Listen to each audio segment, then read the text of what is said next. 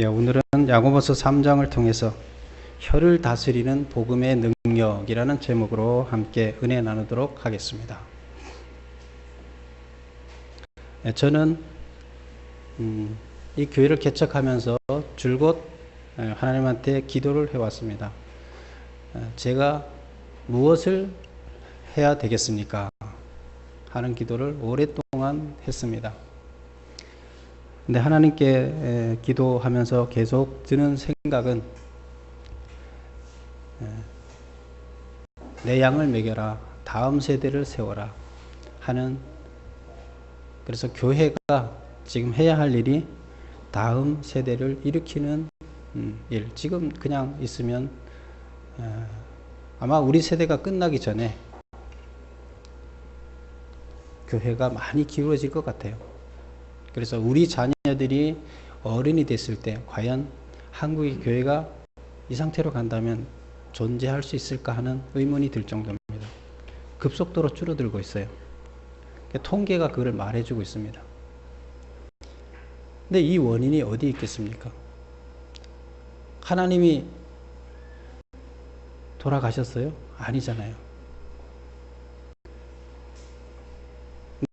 근데 그러면 하나님이 없어서, 안 계셔서, 하나님 역사 안 하셔서 그렇다고 우리 이렇게 생각할 수 있죠? 잘못 생각하는 거죠? 하나님은 항상 오래 참으면서 지켜보십니다. 근데 그 원인은 누구한테 있냐? 바로 우리들한테 있습니다. 우리들이 세상에 하나님을 보여주지 못했기 때문입니다. 우리들이 사는 삶이 하나님께서 원하시는 그 삶을 살아내면서 세상 사람들이 우리를 통해서 하나님을 봐야 됩니다. 그랬을 때 교회는 힘을 얻게 됩니다. 그리고 세상은 교회로 모이게 돼 있고, 하나님을 체험하는 세상은 결국 하나님한테 오게 돼 있습니다. 그때 하나님을 보여주지 못하고 하나님을 체험하지 못하는 세상이 어떻게 하나님을 향해서 오겠습니까? 그래서 그 책 바로 교회에 있습니다. 교회에서 특별히 목회자들한테 있습니다. 교회의 성도들한테 있습니다. 가장 대표적인 책임은 목회자한테 있는 거죠. 그래서 저는 물론 여기 와서 카페 교회를 시작을 했지만, 이제 우리의 비전이 교육 목회를 해야 된다는 비전을 갖게 됐고, 앞으로 계속 다음 세대를 세우는 교육 목회에 치중하기로 했습니다. 그래서 계속 기도하면서 교육 목회를 할 장소를 구하고 있다가, 지난주에 독산동 독산역 앞에 그 기존에 있던 교회인데 2층에 주택가 안에 있는 교회예요. 한 40평 되는 교회인데, 거기가 이제 다른데 거기서 오래 사역하시던 목사님이 여자 목사님인데 돌아가셨대요. 그래서 부활절 예배를 드리고 혈압이 있으셔갖고 몇 번 이렇게 쓰러져서 말도 어느라고 그랬었는데, 부활절 예배 드리고 나서 갑자기 쓰러지시고 금방 앓지도 않고 바로 돌아가셔서 편안하게 장례를 치르고, 이제 그 교회를 어떻게 할까 하다가 이제 그 교인들은 교회를 내놓고 다른 교회에 가기로, 많지는 않더라고요. 다른 교회로 가기로 합병을 하기로 하고 그 교회 건물을 내놨어요. 그래서 거기를 또 저희가 가서 얻게 됐습니다. 그래서 아마 화요일 날 계약을 하기로 했습니다. 이렇게 하면 아마 여름방학 시작하기 전에 저희가 그곳으로 갈 수 있기를 기대하면서 이렇게 할 것 같습니다. 그래서 저는 거기에서 한 20평은 도서관, 작은 도서관, 한 20평은 공부방, 이렇게 하면서 그 동네 사랑방으로 운영할 생각입니다. 그리고 주일날은 예배 드리는 그런 공간으로 활용하려고 합니다. 그래서 그 사회에서 마을에서 필요로 하는 교회, 그 다음에 아이들을 위해서, 다음 세대들을 위해서 필요한 교회가 되려고 합니다. 그래서 여러분께서 같이 기도로 함께 하시고 해주시면 될 것 같습니다. 마치 오늘 또 어린이 주일이고 이런 것을 여러분에게 말씀할 수 있게 돼서 대단히 기쁩니다. 오늘 야고보서에 나오는 이야기는 말에 관한 겁니다. 말, 혀를 다스리는 복음의 능력이라는 제목인데, 우리가 말하는 거에 대해서 오늘 한번 생각해 보는 겁니다. 여러분, 야고보서 우리가 지금 앞에서 1장, 2장 살펴봤잖아요. 야고보서에서 가장 중점으로 다루는 주제가 뭔 것 같아요? 이제 1장, 2장, 오늘 3장째인데 살펴보면서 야고보가 야고보서를 통해서 우리한테 전달하고자 하는 메시지가 가장 중심되는 단어를 찾는다면 뭘까요? 한번 잠깐 생각해 보세요. 지금까지 했던 걸 보면 1, 2, 3장을 통해서 야고보가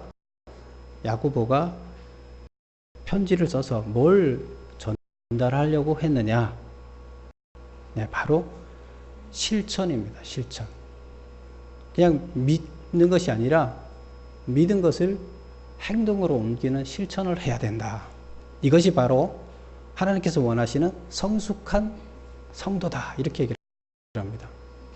그래서 성숙한 성도가 돼야 된다. 그래서 야고보는 이걸 강조합니다. 그래서 그 강조하는데 오늘은 강조하는 것 중에서 성숙한 성도가 되기 위해서는 말을 하게 되는 혀를 우리가 제어하지 않으면 성숙한 성도가 아니다. 이렇게 얘기를 합니다. 근데 여러분, 우리의 혀가 마음대로 됩니까?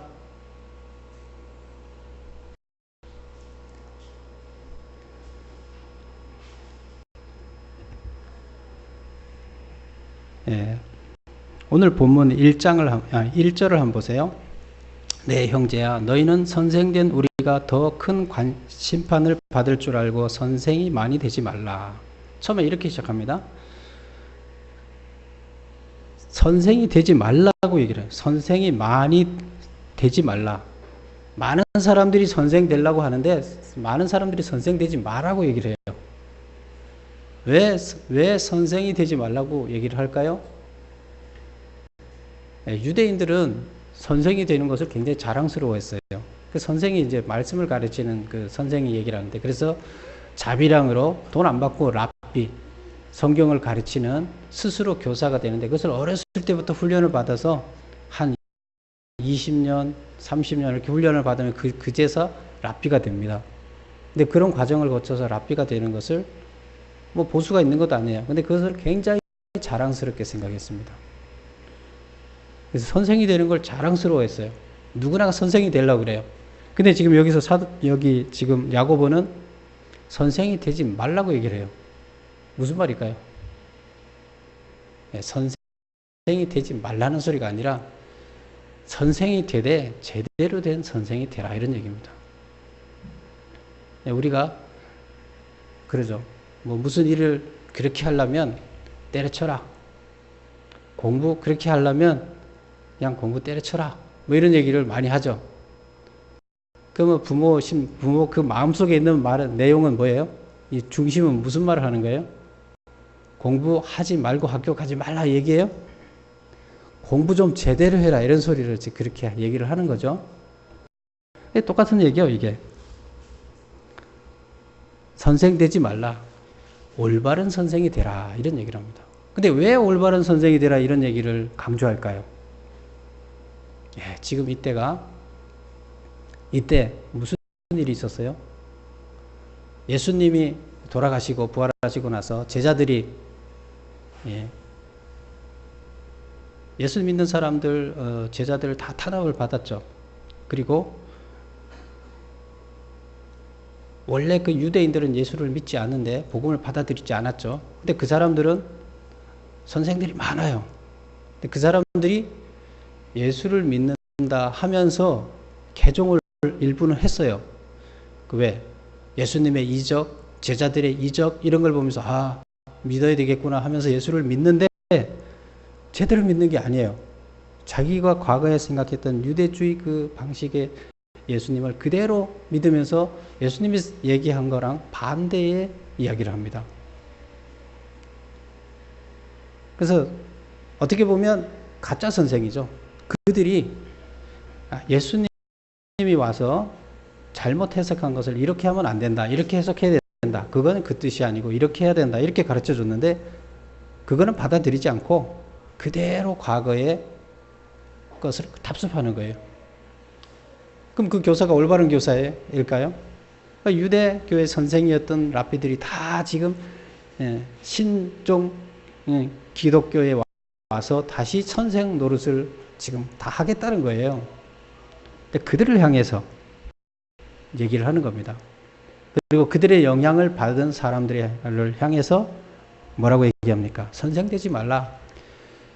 가짜로 제대로 가르치지 않고 가짜로 가르치는 선생, 그거 되지 말라 이거예요. 제대로 가르치는 선생이 되라. 이런 얘기를 합니다.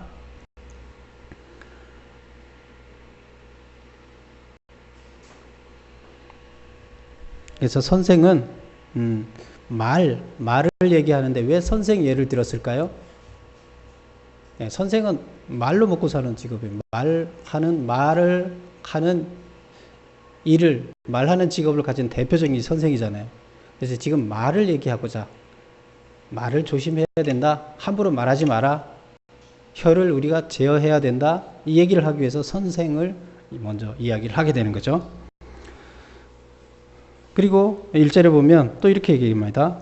너희는 선생된 우리가 더 큰 심판을 받을 줄을 알아라. 우리가 야고보가 자기와 그 다음에 다른 선생들 하나님 말씀을 가르치는 사람들이 더 큰 심판을 선생이 아닌 사람보다 더 큰 심판을 받을 줄 알아라. 무슨 말일까요? 뭐 하나님 믿어서 온전하게 믿으면 다 심판을 안 받는데 더 큰 심판을 받는다. 이런 얘기는 뭐냐? 책임이 그만큼 크다는 거예요. 하나님의 기대가 말씀을 가르치는 사람과 말씀을 가르치지 않은 사람과 사이에 하나님께 기대하는 기대치가 틀린 거예요. 우리가 초등학생한테 기대하는 게 있고 부모가 중고등학생한테 기대하는 게 있죠. 근데 그 기대치가 똑같지는 않죠. 근데 중고등학생이 초등학생의 기대치 밖에 안 되게 행하면 부모가 무슨 생각을 하겠어요? 하나님이 마찬가지입니다. 교사는 하나님 기대치가 더 커요. 그만큼 책임이 커요. 사회에 대한 책임, 이 땅에 대한 책임. 하나님께서는 교사를 통해서 하나님 말씀을 전하고 가르치는 사람들한테 책임을 더 크게 주신 거예요. 그 책임감을 느끼라는 겁니다. 그래서 선생들은 책임감을 느끼고 제대로 된 선생이 돼야 된다. 이런 얘기를 하는 겁니다.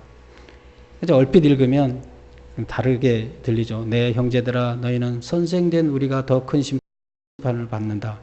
선생이 큰 심판을 받으니까 선생이 되지 마라.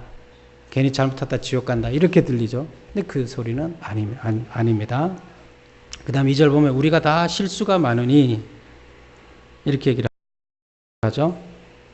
실수가 많다는 게 뭐죠?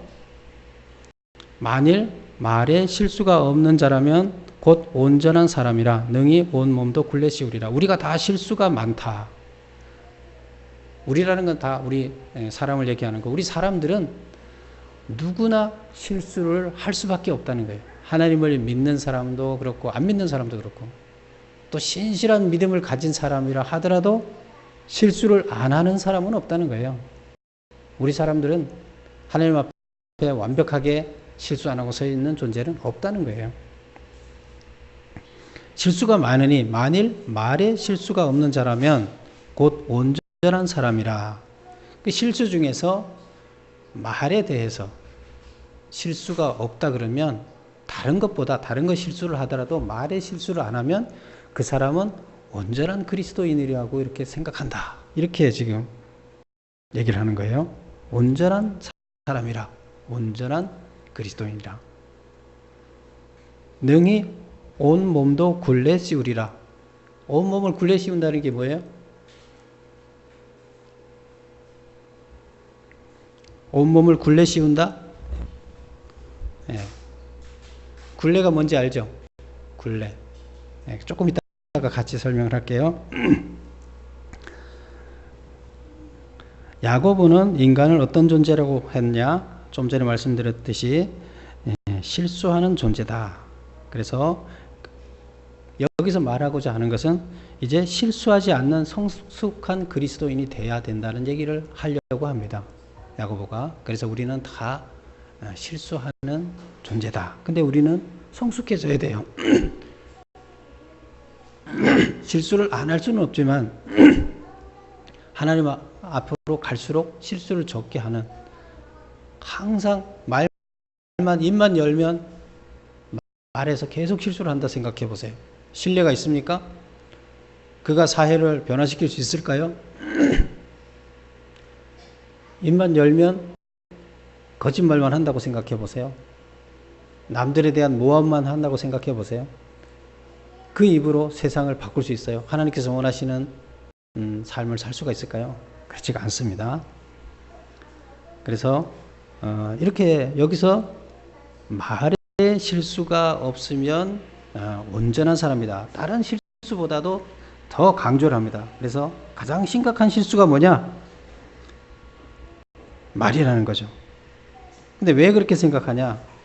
왜 이렇게 말의 실수를 크게 야고보는 얘기를 할까? 다른 것보다 더 크게. 말로써 형제를 실족하게 하기 때문이에요. 다른 사람들의 마음, 영혼에 상처를 주기 때문이에요. 이 말을 통해서 잘못함으로 인해서 사치게 해요. 아프게 해요. 이것은 우리가 육체적으로 우리가 폭력을 써서 자기 마음에 안 든다고 누구를 때렸어요. 그거보다 말로써 마음을 상처내는 것은 더 큰 상처예요. 여러분 주먹으로 한 대 맞으면 기분 안 좋죠? 뭐 지금은 한 대 맞으면 뭐 난리 나죠? 근데 제가 자랄 때는 뭐 맞는 거는 그냥 뭐 기본으로 생각했었어요.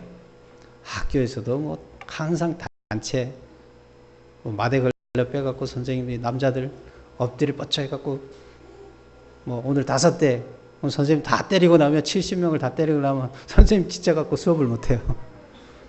근데 거의 뭐 돌아가면서 선생님들이 하루에 한 번 이상씩 맞은 것 같아요. 그래서 맞는 거는 아유 또 맞는구나 그러고 맞고, 군대 가서도 뭐 저는 장교로 갔지만 장교들 안 맞는 것 같죠? 더 맞아요 사병들보다. 근데 맞았다는 소리도 못해요 장교들은 교육할 때. 그래서 을에 맞는가 보다 하고 그렇게 합니다. 근데 마음의 상처, 이것은 그렇게 맞는 것보다, 지금 한 대 맞으면 세상이 다 뒤집어지는 걸로 생각하잖아요. 그런데 그거보다 마음은 더 큰 건데 그런 상처를 주기 때문에 야고보는 아주 심각한 것으로 생각한다. 그래서 여기 쭉 그 다음에 보면 재갈 물린다. 말에 재갈을 물린다 하는 것은 말 입속에다가 쇳덩어리를 넣어서 그걸 당기면 끌려오게끔 하는 거예요. 만약에 안 끌려오면 아픈 거예요. 입이 아파서 안 끌려올 수가 없어요. 그걸 재갈 물린다 이렇게 얘기하고, 키는 뭐예요? 배가 갈 때 배 방향을 인도하는 게 키잖아요.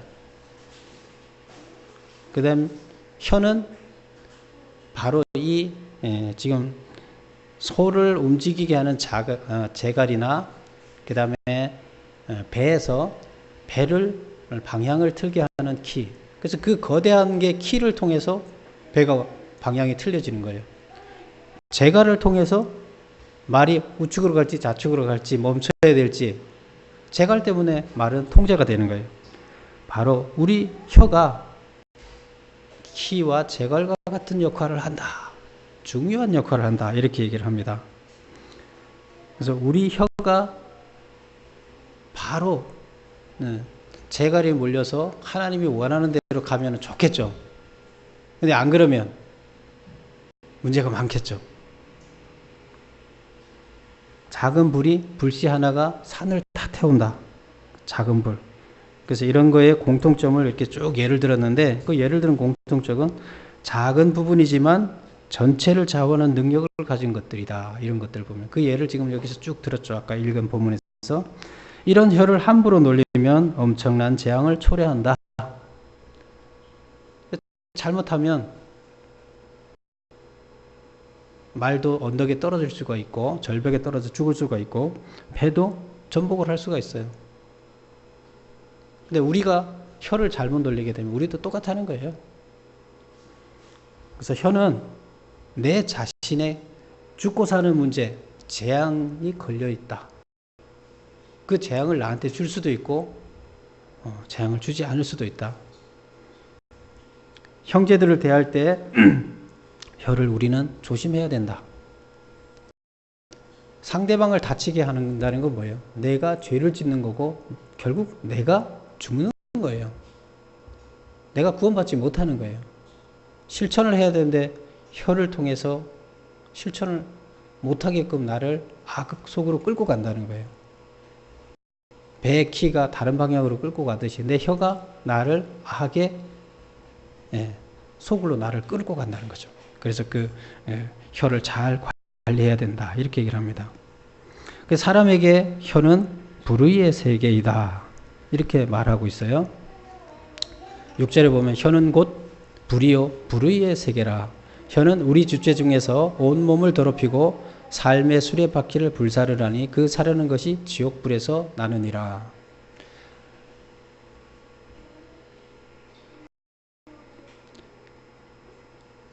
그래서 불의 세계라는 게 뭐냐? 인간의 힘과 능력으로 제어할 수 없어요. 그 다음에 짐승을 길들이는 것은 가능하지만 혀는 불가능해요. 우리가 내 마음대로 혀가 안 돼요. 말 안 하고 싶은데 나도 모르게 자꾸 말을 하게 되는 거죠. 그럼 우리는 어떻게 해야 가능한가? 우리의 힘으로 불가능하다고 야고보는 얘기하고 있어요. 불가능하다고 계속 여기 주장을 하고 있어요. 근데 제어는 해야 돼요. 뭘로? 우리 힘으로 하는 것이 아니라 하나님의 힘으로 그것을 제어를 해야 된다. 이렇게 얘기를 하고 있어요. 성령님이 우리한테 오셔서 성령님이 나와 동행하고 나를 제어해주면 그때 나는 내 혀를 제어할 수 있다. 안 그러면 우리 인간들은 혀를 제어할 수가 없다고 보는 거예요. 그래서 혀에 대해서 여러 가지 부정적인 말을 쭉 쓰고 있는데 부정적인 말을 쓰는 이유는 혀가 지닌 파괴력을 강조하기 위해서 그렇다. 뭐 불의의 세계, 조련 불가하다, 쉬지 아니하는 악이다, 죽이는 독이다, 뭐 이런 얘기를 쓰고 있어요. 이것은 혀가 지닌 파괴력, 이걸 강조하기 위해서 그렇게 쓰고 있고요. 혀를 제대로 제어하지 못할 때 오는 결과가 이렇게 끔찍하므로 말로 형제를 실족해 하지 말라는 것이다. 야고보의 독자들, 야고보 편지를 받는 그 독자들은 지금 미성숙한 성도들이 많이 있는 거예요. 그래서 그들에게 분명히 혀에 많은 문제가 있었기 때문에 이렇게 강하게 말했을 것이다. 편지를 쓰면서 아직 성숙하지 못한 형제들한테 제발 성령을 받아서 자기 혀를 제어할 수 있게 되기를 바란다. 이게 성숙한 삶을 사는 거고 실천을 하는 거다. 하나님을 믿으면서 실천을 안 하면 안 되는데 말하는 거에서도 제어하는 함부로 아무 말 하지 않는 것을 실천을 해야 되는데 그것이 불가능하다는 거예요. 그래서 제발 성령을 받아서 성령의 역사로 이걸 제어할 수 있기를 바란다. 이렇게 해서 편지를 쓰는 거예요. 여러분 마음대로 남 욕 안 하고 싶을 때 욕 안 할 수 있어요? 마음속에서 막 화가 나는데 나는 하나님을 믿으니까 욕 안 하고 뭐 그렇게 있어요? 잘 안 되죠. 우리의 인간의 본능으로는 어려워요. 하나님을 찬송하는 자가 사람을 저주하지 못하는 이유는 이제 한 입으로 하나님을 찬양하며 9절 보면 이것으로 우리가 이것이라는 것은 입입니다. 혀입니다. 우리가 주 아버지를 찬송하고 이것으로 하나님의 형상대로 지음을 받은 사람을 저주한다. 그렇게 하면 안 된다는 거예요. 우리 한 입으로 하나님을 찬양하면서 또 하나님 형상을 닮은 인간을 욕하면 안 된다. 이렇게 얘기를 하고 있어요. 근데 왜 욕하면 안 돼요? 사람이 하나님의 형상대로 지음을 받았기 때문이다. 하나님의 형상을 닮게 만들어진 사람을 저주하는 것은 곧 하나님을 저주하는 것이기 때문이다. 그게 하나님을 저주하는 거예요. 그래서 누구를 욕하거나 중보하거나 그 하나님의 형상으로 만들어진 그를 욕하는 것은 하나님을 욕하는 거고 그를 미워하는 것은 하나님을 미워하는 것이다. 그래서 우리는 그렇지 않았지만 하나님께서는 그 중심이 변하지 않아서 하나님을 향해서 욕하는 거나 똑같다고 보시는 거죠. 그래서 우리는 어떤 이유에서든 하나님을 욕해서는 안 되는 거잖아요. 그렇다면 어떤 이유에서든 우리 인간의 본성으로는 불가능하지만 성령의 역사를 통해서 사람들을 욕하거나 미워하지 않아야 된다는 겁니다. 이것이 온전한 성도라는 거예요. 성숙한 성도라는 거예요. 구원받을 만한 성도라는 겁니다. 구원받을 만한 믿음을 가진 자라는 겁니다. 이런 자가. 야고보는 그렇게 강조를 하고 있습니다. 그 다음에 이제 또 어려운 이야기가 나와요. 12절 오늘 읽은 마지막을 다시 한번 보세요. 내 형제들아 어찌 무화과 나무가 감람 열매를 포도나무가 무화과를 맺겠느냐. 포도나무는 포도 열매를 맺어야 되고 무화과는 무화과를 맺어야 되는 거죠. 근데 무화과가 감람 열매를 맺을 수 있느냐? 아니라는 거죠. 이와 같이 짠 물이 단물을 내지 못하리라. 어떤 샘에서 물이 나오는데 그 물이 짠 물이 나오는데 그게 또 단물이 나올 수 있느냐? 그렇지 않다는 거죠. 이게 무슨 말이에요? 이게 무슨 말을 하고자 하는 걸까요? 짠물을 내고 있다면 너희는 하나님의 자녀가 아니다.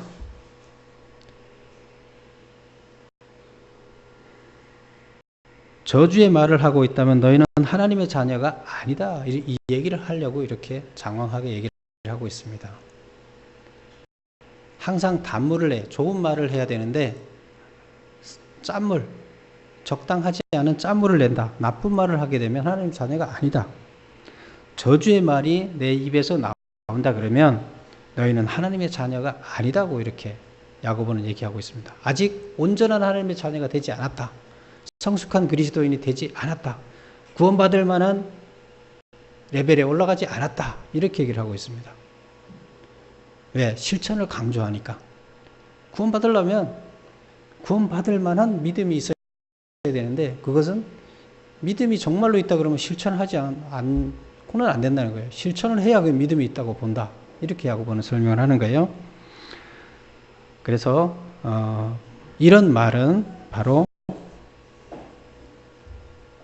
하나님의 저주의 말을 하는 것은 하나님의 자녀가 아니다.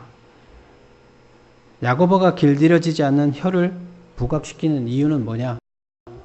이렇게 자꾸 혀에 대해서 길들여지지 않는 혀를 우리가 갖고 있다고 계속 강조해서 얘기하는 이유는 사람의 본성으로는 혀를 길들일 수 없음을 강조함으로써 오직 복음으로 중생, 사람이 이제 다시 태어나야죠. 성령으로 다시 태어나서 다시 태어난 사람만이 성령의 도우심으로 그 혀를 굴복시킬 수 있다 하는 사실을 강조하기 위해서 이렇게 역설적으로 표현을 하고 있습니다. 오늘 강조하는 것은 혀가 가장 우리가 세상을 살아가는데 하나님 뜻에 어긋나면서 죄를 저지르게 하는 원인이 된다는 겁니다. 우리 혀가.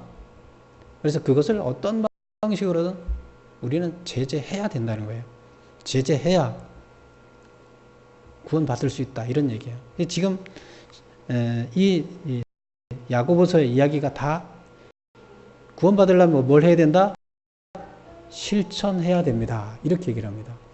그래서 한때는 이 해석을 잘못 깊이 해석을 못하고 껍질만 보고서는 어떻게 얘기했느냐. 사도 바울은 믿음으로 구원받으라 그랬는데 왜 야고보는 실천으로 구원받으라 그랬느냐. 행동으로 구원받으라 그랬느냐. 그래서 이거는 잘못된 이론이다. 뭐 이렇게 해갖고 한때 이제 천대를 박던 때가 있었어요. 근데 그 뜻이 아니라는 거죠. 그래서 야고보는 우리가 하나님 사람으로 온전하게 사는 가장 핵심은 우리 혀를 제어해야 된다. 근데 우리 인간의 힘으로는 불가능하다는 거예요. 불가능하니까 제발 형제들이여 편지를 쓰면서 여러분들은 변화받아야 된다. 복음으로 하나님의 역사로 성령의 역사로 변화돼서 내 입을 제어해야 된다는 거예요. 그렇지 않으면 여러분은 구원받을 수 없습니다. 이렇게 이야기를 하고 있습니다. 여러분 어떻게 생각하세요? 네, 혀가 정말로 중요합니다. 저는 아까도 잠깐 말했지만 권리금을 200을 받기로 했다가 50만 원을 헌금을 제가 그 교회에다 하겠습니다. 그래서 권리금을 150만 원을 받겠습니다. 근데 그 얘기를 듣는 순간에 이게 하나님의 뜻인가 보다. 하나님의 역사인가 보다. 이런 생각도 들면서 또 그분의 그 말에 제가 그 돈의 금액이 문제가 아니라 그런 마음을 뭐 알지도 못하는데 근데 대부분 교회 나온 거 보면 목사님들이 얘기할 때는 어떻게 얘기하냐면 그 교회의 그 권리금을 다 이렇게 물론 들은 거 다 받아가지는 못하죠. 대부분 목사들이 어려우니까 자기 돈으로 개척교회들은 자기 돈으로 개척을 하고 뭐 만약에 2천만 원을 들여서 이렇게 했다. 그러면 사실 나갈 때 뭐 500이나 1000만 원 이렇게 받고 나머지는 못 받잖아요. 근데 보통 그렇게 받아요. 근데 그래도 조금 더 받으려고 뭐 이사비도 좀 주세요. 뭐 그런데 이제 이분을 보면서 저는 느낀 게 정말로 하나님께서 기뻐하시는 분이겠구나 그런 생각을 했어요. 이미 하나님한테 드린 건데 그걸 내가 다시 받는다는 게 말이 되지 않지 않느냐 이렇게 이제 생각을 하고 있더라고요. 그래서 그 말 한마디에 제가 감동이 막 몰려오더라고요. 별거 아니잖아요. 그럴 수도 있는데 그 말 한마디에 내가 온 감동이 몰려오는 거예요. 그래서 목사보다 더 훌륭한 분이구나. 나보다 더 훌륭한 분이구나. 나라면 그러지 못했을 텐데 뭐 이런 생각도 들고 그래서 그 말 한마디에 저는 제가 전율이 올 만큼 감동이 있었어요. 말 한마디가 사람을 죽이기도 하지만 말 한마디가 사람을 이렇게 살리기도 합니다. 그래서 우리의 혀는 중요하고 야고보가 얘기하는 것은 하나님께서 원하시는 삶을 살려면 제일 중요한 게 혀를 제어해야 된다 하는 겁니다. 여러분 다 혀를 제어하며 하나님 뜻에 합당한 삶을 살아내기를 바랍니다. 기도하겠습니다. 아버지 하나님